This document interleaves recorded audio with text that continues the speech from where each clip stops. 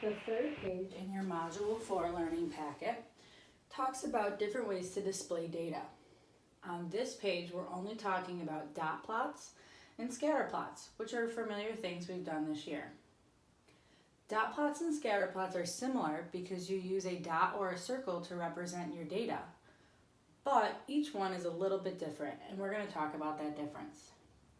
The first 3 questions on your paper pertain to your dot plot.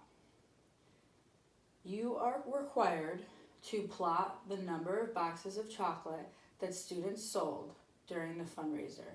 You need to plot how many students sold 0 boxes, how many sold 1 box, how many sold 2, 3, 4, or 5, and more.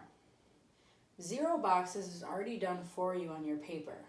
The table given to you tells you that 0 boxes were raised by 10 students. So you needed to make 10 dots under the 0 column of your dot plot.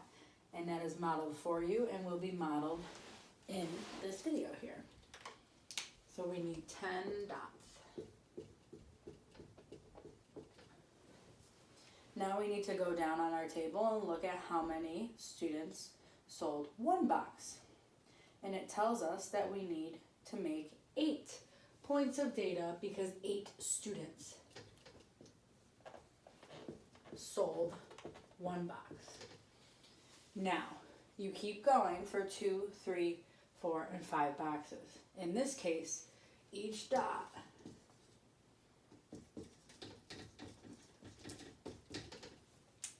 equals 1 student.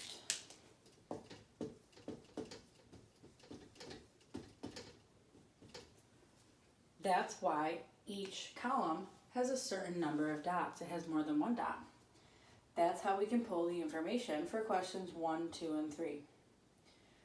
Question number 1 says, how many students sold 2 or 3 boxes? That means you need to count the total of number of dots in columns 2 and 3.